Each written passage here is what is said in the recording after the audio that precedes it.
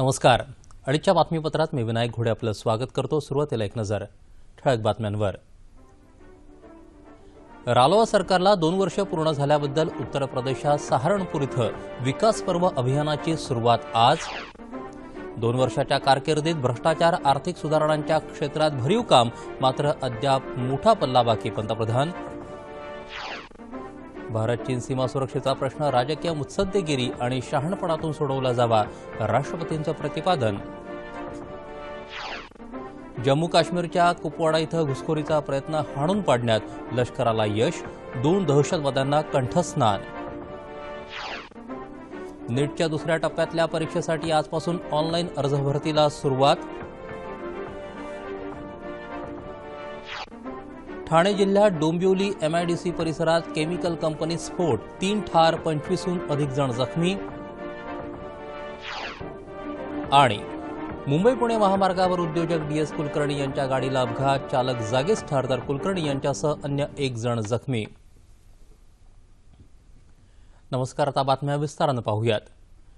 पंतप्रधान नरेंद्र मोदी यांच्या नेतृत्वाखाली केंद्र सरकारला 2 वर्ष पूर्ण झाल्यानिमित्त सरकारच्या योजना लोकांपर्यंत पोहोचवण्यासाठी आजपासून विकास पर्व मोहिमेला सुरुवात होते.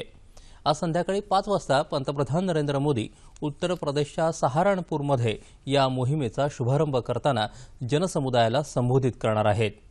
या कार्यक्रमात मोठ्या संख्येनं नागरिक सहभागी होण्याची शक्यता वर्तवण्यात येते. देशभरात विविध ठिकाणी ही विकास पर्व मोहीम राबवण्यात येणार आहे.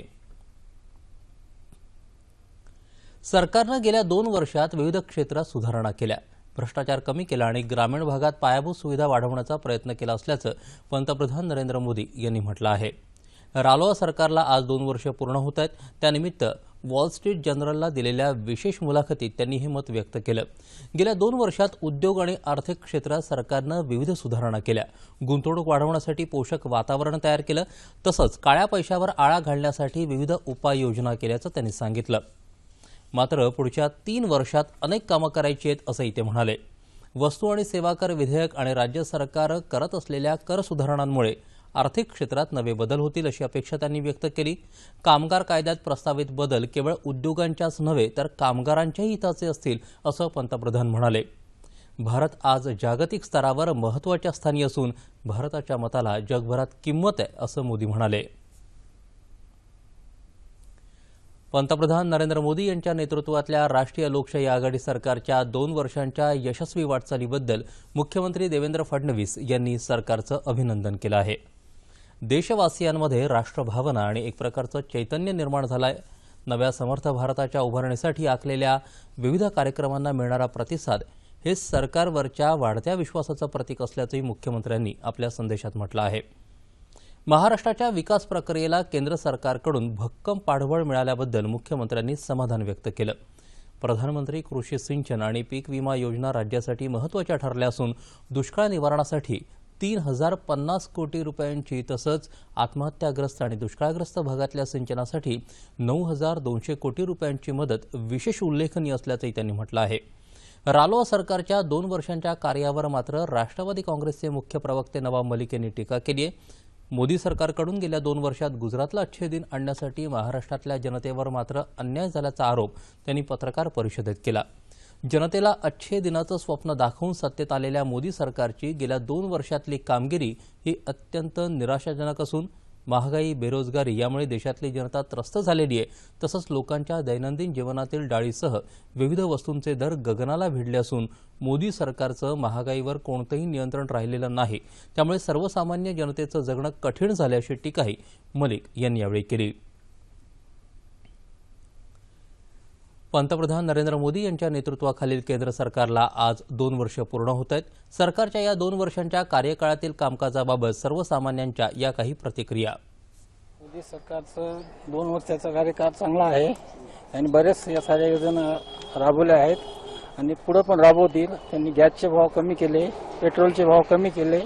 मोदीजींच्या 2 वर्षामध्ये मोदीजींनी इतकं सुंदर काम केलेलं आहे की लहान लहान मुलं सुद्धा रस्त्याने जाताना अगदी कचरा उचलतात आणि टाकतात की त्यांच्यावर इतकं इफेक्ट झालेला आहे. कचरा स्वच्छतेबाबत प्रत्येक सरकारला थोडा उशीर लागतोच तर त्या मानाने मोदीजींचे फार स्पीडनी काम झालेलं आहे. त्याने जसे म्हणत होते की नवीन बदलाव येईल, पण आम्हाला तर असं काही वाटत नाही बदलाव आल्यासारखं. महागाई पण कमी होत नाहीये, त्याच्या हिशोबाने आम्हाला असं वाटतं की काहीतरी बदलाव यायला पाहिजे. ट्रेनर प्रोग्राम आहे, निर्यात बंधू स्कीम जी आहे त्या अंतर्गत खूप मोठ्या प्रमाणावरती युवकांना ट्रेनिंग दिलं गेलेलं आहे. त्याचप्रमाणे कौशल्य विकास योजना, प्रधानमंत्री कौशल्य विकास योजनेअंतर्गत लोकांचं ट्रेनिंग चालूच आहे.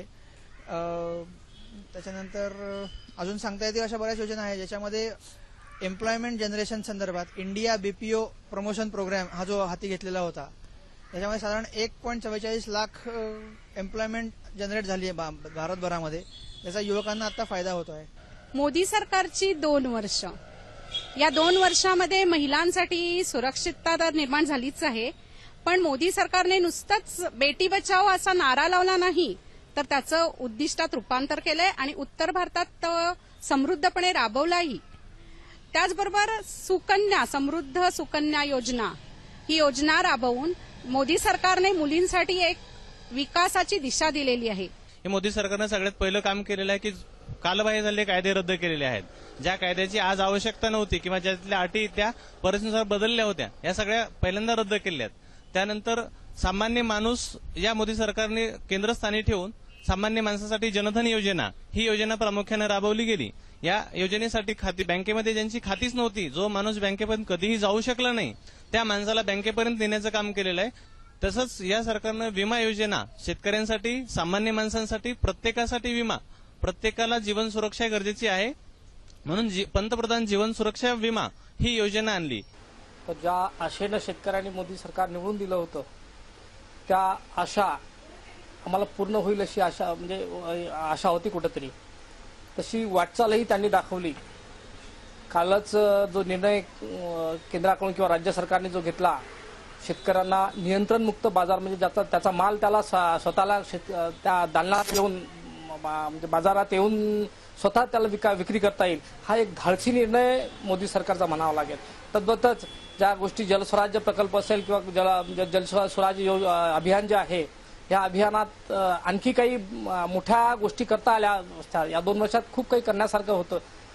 म्हणजे एकूण शेतीला उभारी देण्यासाठी जशा गोष्टी व्हायला पाहिजे होत्या त्या गोष्टी होत नाही आहे. चांगलं काम मोदी सरकारने मागच्या 2 वर्षात केलं. म्हणजे सगळ्यात महत्वाचा जर विषय त्यांनी काय केला असेल तर या सरकारवर, सरकारमधल्या मंत्र्यांवर भ्रष्टाचाराचा एकही आरोप नाही, उलटा भ्रष्टाचार अत्यंत कमी केला. सगळ्या ठिकाणचे घोटाळे कमी करणे आणि त्याच्यातून सरकारचं रेव्हेन्यू वाढवणे अतिशय मोठं काम सरकारने केलं. राजकीय मुत्सद्देगिरी आणि नागर समाजाच्या शहाणपणातून भारत चीननं सीमा सुरक्षेचा प्रश्न सोडवायला हवा असं प्रतिपादन राष्ट्रपती प्रणव मुखर्जी यांनी केलं आहे. चीनच्या दौऱ्यावर असलेल्या राष्ट्रपतींनी आज पेकिंग विद्यापीठात भाषण केलं. दोन्ही देशांनी सीमावादाचं हे ओझं पुढच्या पिढीकडे न सोपवता आत्ताच सोडवायला हवं असं राष्ट्रपती म्हणाले. भारत चीनमधल्या जनतेतली परस्पर भागीदारी वृद्धिंगत व्हावी यासाठी 8 उपाय त्यांनी विशद केले. दोन्ही देशातल्या राजकीय नेतृत्वांनी सामंजस्यानं संबंध वाढवल्यास विकासाच्या दिशेनं एक नवी भागीदारी तयार होईल असं राष्ट्रपती म्हणाले. हे प्रश्न उभयपक्षी सोडवले जाऊ शकतात यावर भारताचा विश्वास असून त्यादृष्टीनं भारतानं प्रयत्न केला आहे असंही मुखर्जी यांनी सांगितलं. हा प्रश्न सोडवणं आव्हानात्मक आहे, मात्र ही मुत्सद्देगिरीची परीक्षा समजून आपण त्यातून मार्ग काढायला हवा असं राष्ट्रपती म्हणाले. दरम्यान या दौऱ्यात भारत आणि चीनमध्ये शिक्षण क्षेत्रातल्या 10 करारांवर स्वाक्षऱ्या झाल्या.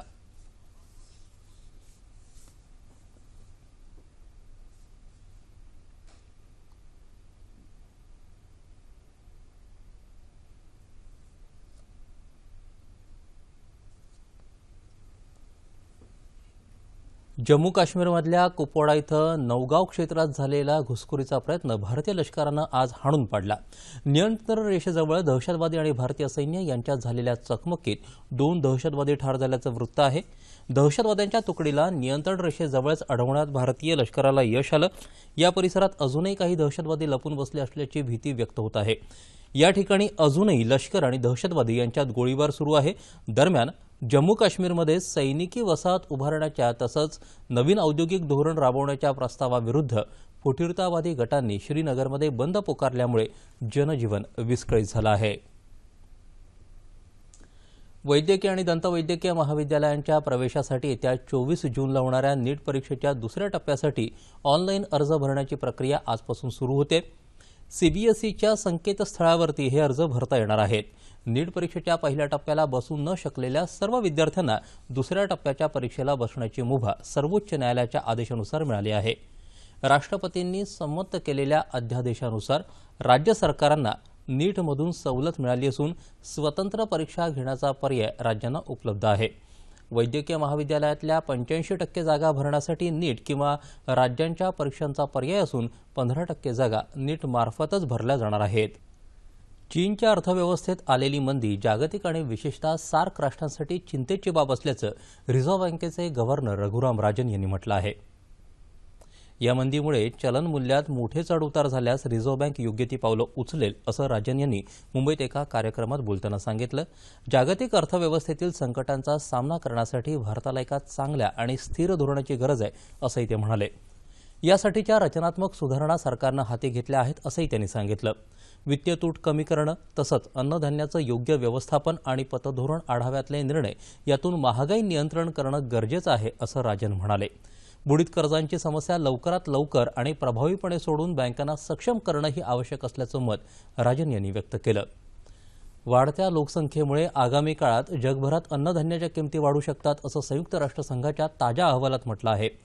या किमती वाढल्या तर देशाच्या सकल राष्ट्रीय उत्पन्नापैकी 49 अब्ज डॉलर्स केवळ अन्नधान्यावरती खरेदी करण्यावरचा खर्च होऊ शकतात. येत्या काळात अन्नधान्याच्या किमती दुपटीनं वाढतील. लोकसंख्या आणि उत्पन्न दोन्ही वेगानं वाढत असताना त्याला पुरेसं अन्नधान्य मात्र नाही. मागणी पुरवठ्यातल्या या असमतोलामुळे जगभरातल्या प्रमुख 110 देशांमध्ये अन्नधान्याच्या किमतीवर मोठा परिणाम होईल असा अंदाज या अहवालात वर्तवण्यात आला आहे. हवामान बदल आणि स्रोतांची कमतरता यामुळे अन्नधान्य उत्पादनही कमी होऊ शकतं असं अहवालात म्हटलंय. जगभरातल्या विकसित राष्ट्रांच्या अर्थव्यवस्थेवर या किमतींमुळे ताण पडेल तसंच विकसनशील देशांना या भाववाढीचा मोठा फटका बसेल असंही या अहवालात नमूद केलं आहे. इटालियन नौसैनिक सल्वातोर गिरोन याला मायदेशी परत जायला सर्वोच्च न्यायालयानं आज परवानगी दिली.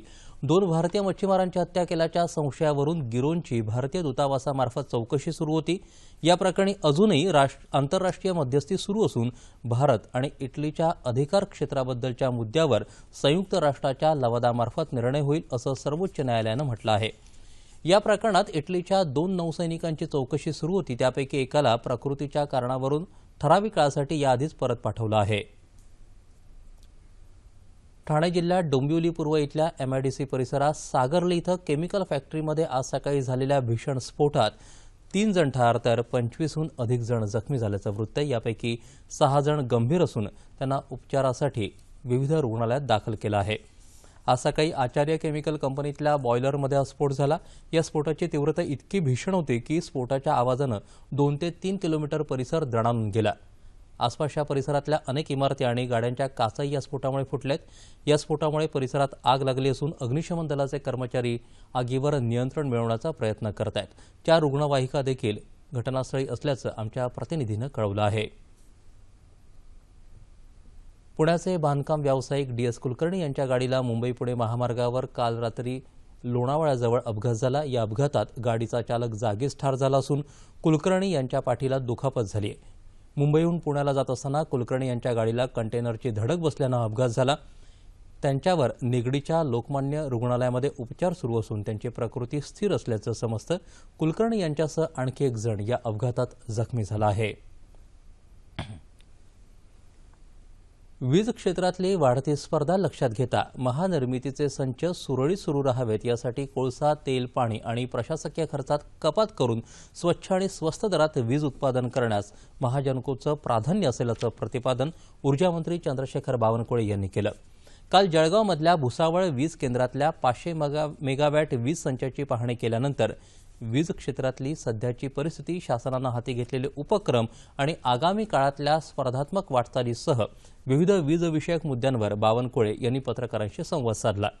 महानिर्मितीच्या सर्व वीज केंद्रांच्या कामगिरीत सूक्ष्म नियोजनाद्वारे अंतर्गत सुधारणा करून वीज निर्मिती दर कमी कसा करता येईल या उद्देशानं आपण प्रत्येक वीज केंद्राची पाहणी करत असल्याचं बावनकुळे यांनी यावेळी स्पष्ट केलं।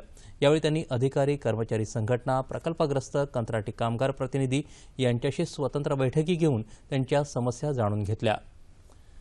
धर्मदाय रुग्णालयांमध्ये आर्थिकदृष्ट्या दुर्बल रुग्णांना 10% राखीव खाटा ठेवण्यासंदर्भात काल मुंबईत बैठक घेण्यात आली।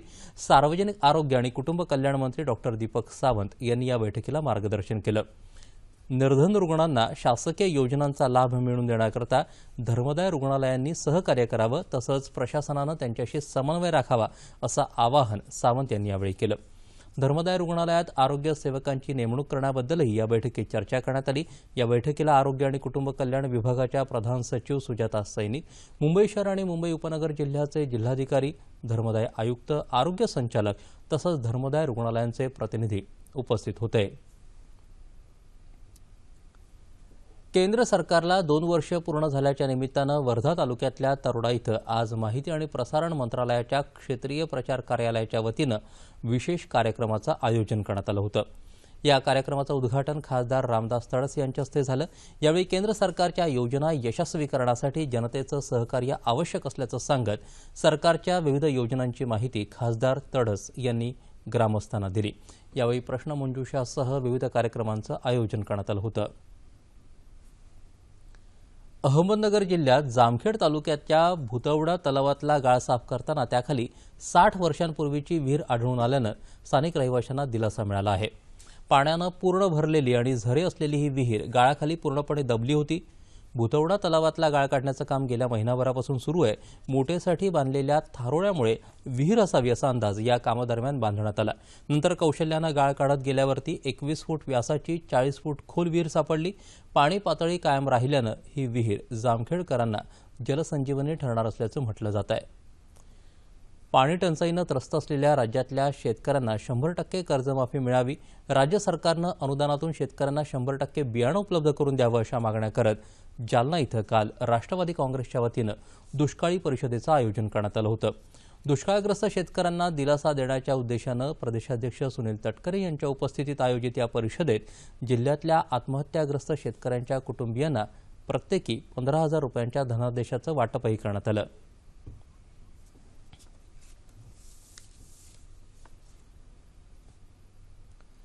करोडो रुपयांची लॉटरी लागल्याचा ईमेल करून देशातल्या शेकडो नागरिकांची कोट्यवधी रुपयांची फसवणूक करणाऱ्या नायजेरियन नागरिकाला पुण्याच्या सायबर क्राईम सेलनं अटक केली आहे।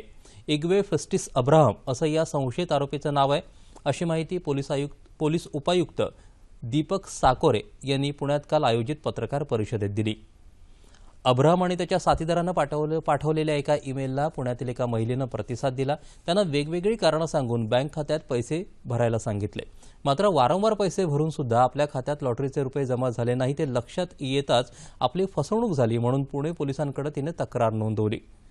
सायबर क्राईम सेलनंही समांतर तपास केला असता संशयित आरोपी अब्राहम हा दिल्लीमध्ये राहत असून त्यानं अशाच प्रकारे अनेक नागरिकांना कोट्यवधी रुपयांना फसवल्याचं तपासात निष्पन्न झालं असल्याचं साकोरे यांनी सांगितलं। आरोपीकडून 3 मोबाईल जप्त करण्यात आले असून विविध बँकांमध्ये 14 खाती असल्याचं तपासात उघडकीला आलं आहे असंही त्यांनी सांगितलं।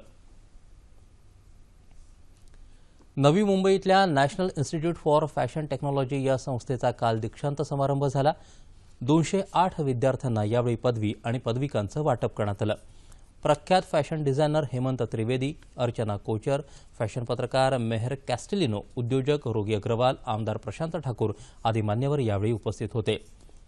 याआधी एका सत्रात फॅशन विषयक विविध क्षेत्रांमधल्या विषयांवरचे परिसंवाद तसंच चर्चासत्रांचं आयोजनही करण्यात आलं होतं। विद्यार्थ्यांनी तयार केलेल्या फॅशनेबल वस्त्र प्रावरणांचं एक प्रदर्शनही यावेळी भरवण्यात आलं होतं। सुप्रसिद्ध नाटककार, कवी आणि विनोदी लेखक राम गणेश गडकरी यांची आज जयंती। गोविंदाग्रज या टोपण नावानं त्यांनी मुक्तछंदात्मक तसंच छंदपूर्ण अशा अनेक कविता केल्या। वाग्वैजयंती हा त्यांचा एकमेव काव्यसंग्रह। बाळकराम हे नाव घेऊन विनोदी लेखन करताना त्यांनी नाट्यछटेपासून विडंबनापर्यंत विविध प्रकार हाताळले। मुलांसाठी कथालेखन करताना जोडाक्षरांचा वापर जाणीवपूर्वक टाळणारा गडकरींसारखा लेखक विरळाच। नाटककार म्हणून त्यांची कारकीर्द अजरामर ठरली। एकच प्याला, प्रेमसन्यास, गर्वनिर्वाण, पुण्यप्रभाव, भावबंधन या नाटकांनी तत्कालीन समाजाचं यथार्थ चित्रण तर केलंच, पण आवश्यक तिथं डोळ्यात अंजन घालण्याचं कामही त्या नाटकांनी केलं। गडकरींनी उभी केलेली सिंधू, सुधाकर, तळीराम, घनश्याम, लतिका अशी अनेक पात्र रसिकांच्या भावविश्वावर कायमची कोरली गेली आहेत. आता खेळाची बातमी जाणून घेऊयात. सानिया मिर्झा आणि मार्टिना हिंगिस ही जोडी फ्रेंच खुल्या टेनिस स्पर्धेच्या दुसऱ्या फेरीत पोहोचली आहे. पहिल्या फेरीत रशियाची दारिया कास्तकिना आणि अलेक्झांड्राला 7-6, 6-2 अशा अंकांनी नमवून सानिया हिंगिस या जोडीनं हे यश मिळवलं. तर पुरुष गटात रोहन बोपण्णा आणि रोमानियाचा फ्लॉरेन मार्जिया ही जोडीही दुसऱ्या फेरीत पोहोचली आहे. पहिल्या फेरीत फ्रान्सचा स्टीफन रोबाक आणि अलेक्झांडर सिंडारेको या जोडीचा 6-2, 6-2 पराभव त्यांनी केला. पुरुष गटातच लिएंडर पेसनं आपला पोलंडचा जोडीदार एस मेटकोविस्कीसोबत पहिल्या फेरीत अलेक्झांडर आणि उझबेकिस्तानच्या सॅटमिन जोडीला 7-6, 7-6 हरवलं. आता हवामान कसं आहे ते जाणून घेऊयात. लातूर आणि पंढरपूर इथं काल संध्याकाळी हलक्या स्वरूपाचा पाऊस पडला. सिंधुदुर्ग जिल्ह्यात मालवणच्या किनारी भागात तसंच मुंबई आणि ठाणे जिल्ह्याच्या काही भागात पावसानं हजेरी लावली. येत्या 2 दिवसात मध्य महाराष्ट्र आणि मराठवाड्यात तुरळक ठिकाणी पाऊस पडण्याची शक्यता हवामान विभागानं वर्तवली आहे. विदर्भात तुरळक ठिकाणी उष्णतेची लाट राहण्याची शक्यता हवामान विभागानं वर्तवली आहे. खेळाच्या आणि हवामानाच्या बातम्या जाणून घेतल्यानंतर आता पाहूया ठळक बातम्या पुन्हा एकदा. रालोआ सरकारला 2 वर्ष पूर्ण झाल्याबद्दल उत्तर प्रदेशात सहारणपूर इथं विकास पर्व अभियानाची सुरुवात आज. 2 वर्षांच्या कारकिर्दीत भ्रष्टाचार, आर्थिक सुधारणांच्या क्षेत्रात भरीव काम, मात्र अद्याप मोठा पल्ला बाकी. पंतप्रधान. भारत चीन सीमा सुरक्षेचा प्रश्न राजकीय मुत्सद्देगिरी आणि शहाणपणातून सोडवला जावा, राष्ट्रपतींचं प्रतिपादन. जम्मू काश्मीरच्या कुपवाडा इथं घुसखोरीचा प्रयत्न हाणून पाडण्यात लष्कराला यश, 2 दहशतवाद्यांना कंठस्नान. नीटच्या दुसऱ्या टप्प्यातल्या परीक्षेसाठी आजपासून ऑनलाईन अर्ज भरतीला सुरुवात. ठाणे जिल्ह्यात डोंबिवली एमआयडीसी परिसरात केमिकल कंपनी स्फोट, 3 ठार, 25हून अधिक जण जखमी.